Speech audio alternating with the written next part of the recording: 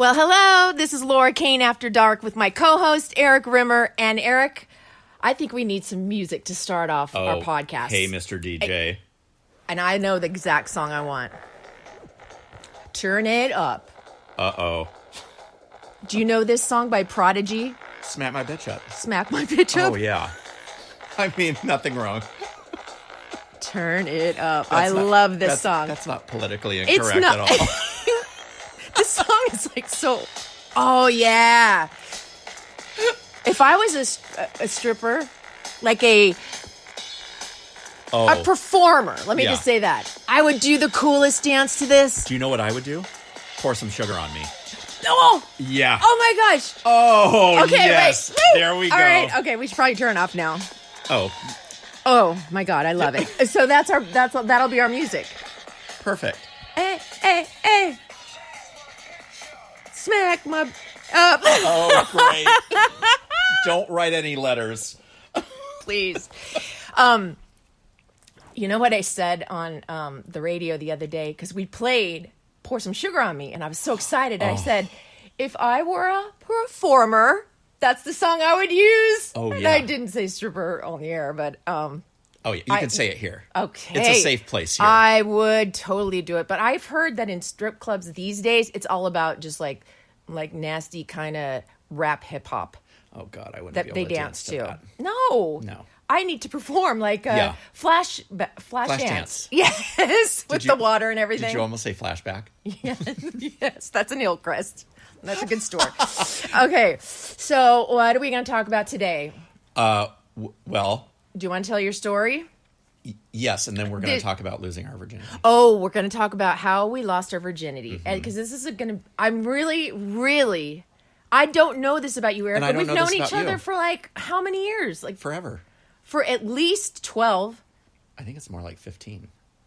You didn't know me when I was drinking. Yeah, I did. You did? Mm-hmm. You did? Yeah. I hadn't met you, but I knew you. Oh. Yeah.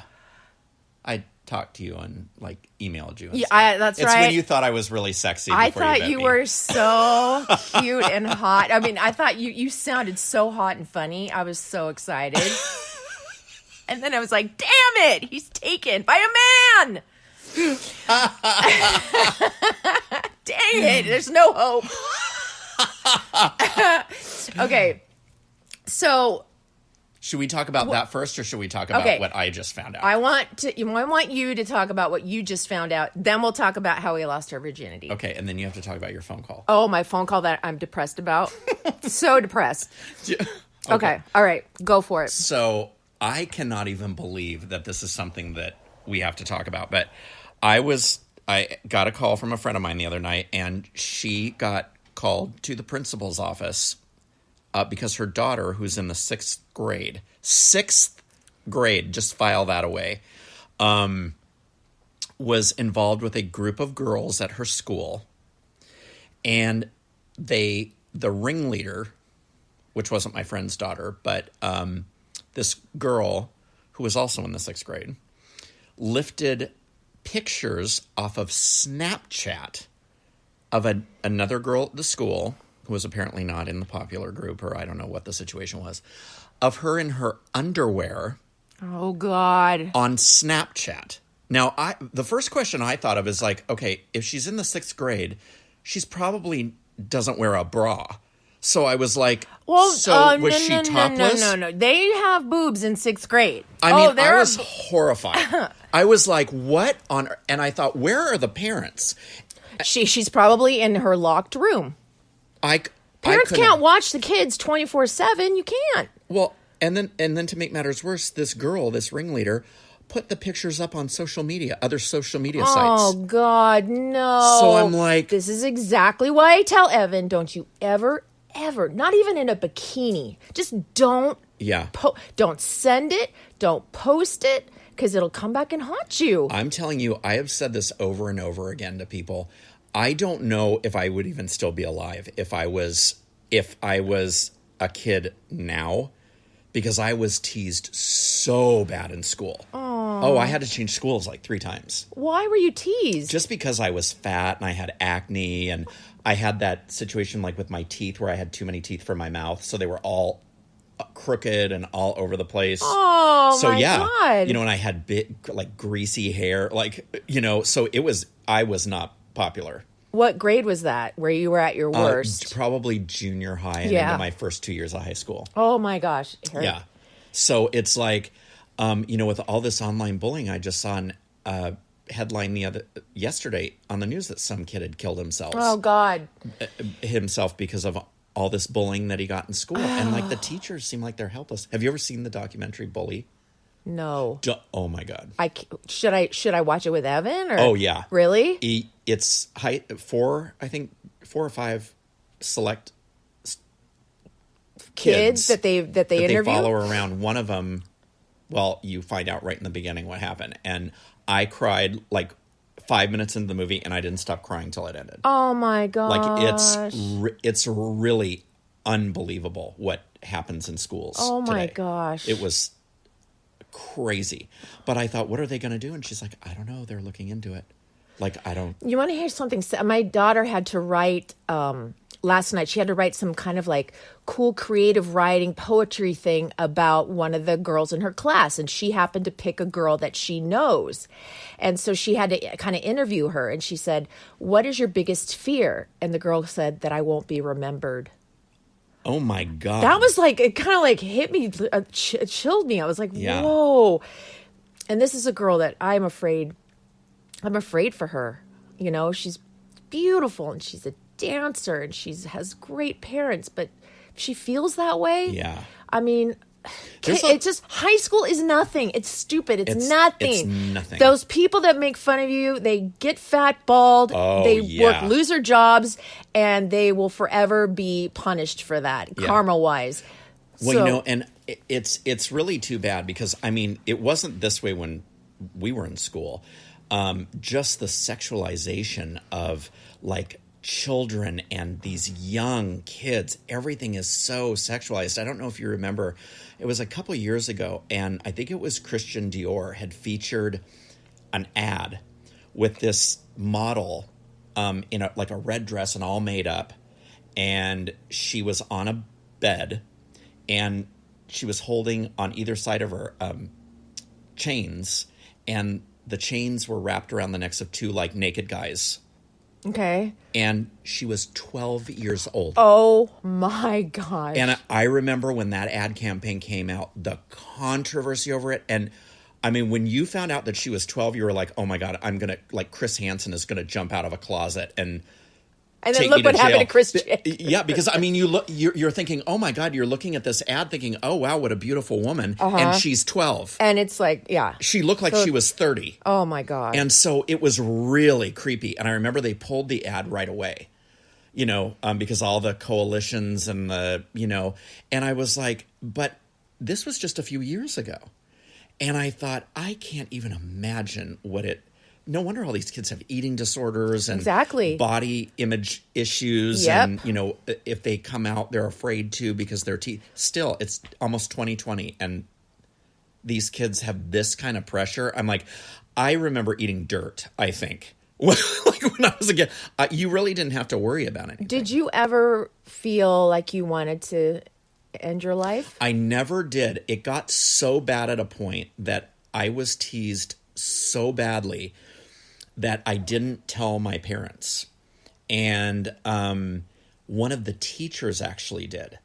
And I had come home, something had happened at school, and I had come home, and I just went into my room, and I was like crying, and my parents had found out later that evening. They got a phone call from the teacher, and she told them what had happened, and they said, we're taking you out of the school. It was a private school. Oh, my gosh. And they said, we're going to take you out of that school. And I said, if you take me out of that school, I will run away.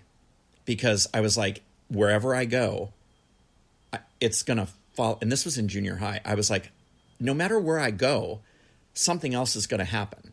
So if I just suck it up, then they don't have any power over me. Fast forward 5-6 years, you become a model. I know. A model, Erik. And one of the people that was involved in this kind of little hazing thing. Yes. I moved out when I was 19. So my mom had called and said, you have some mail here at the house.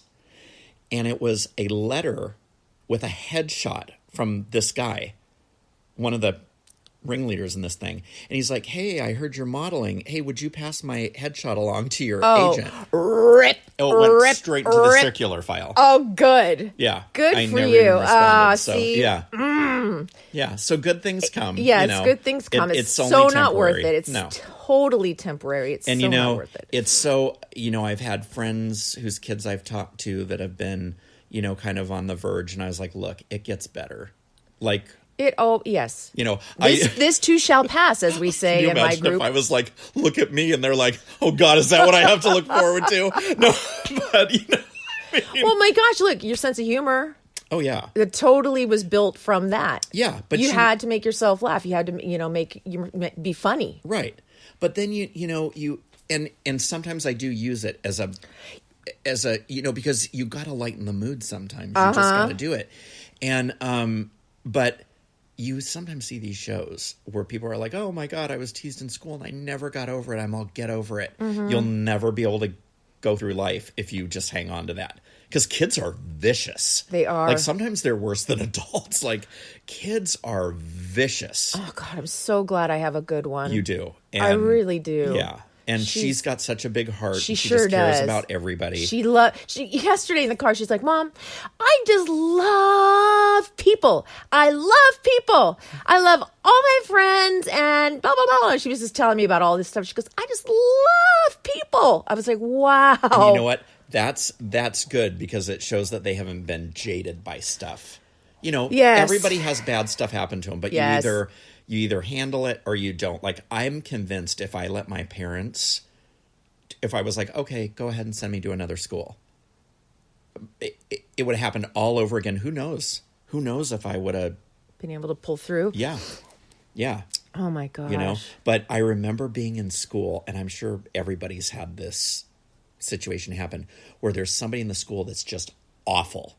That's just horrible. You mean mean-wise? Yeah. Like cruel? Cruel. Uh-huh. And you're thinking, oh, God, this year will be over, and they're going to go to a different school, and I'm going to go to a different school, and you go to school, and they're there. And you're like, oh God, my God. Just, no. What have I done to deserve this? Oh, you know? my gosh. Yeah. Well, that's so touching. It makes me feel like I want to cry for you.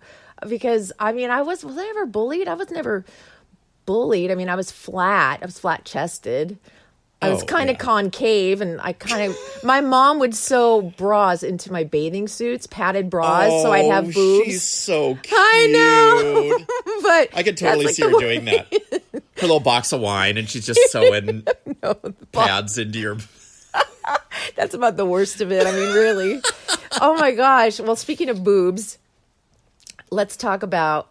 Oh, well, first I got to make one comment. To the person that wrote a comment on my diary that said, oh, it looks like you finally got your boob job. Thank you. And no, I didn't. And it was a top, a bathing suit top I got from Target. And it was a push-up padded thing, and my boobs looked huge. And I see why they did look good. Yeah. So, but no, I didn't get a boob job. I always think your boobs look good. It's cool. Thank you. Yeah. You've never seen them naked. Well, you will someday. I'm sure. I think I've seen all my friends' boobs. I'm sure you have.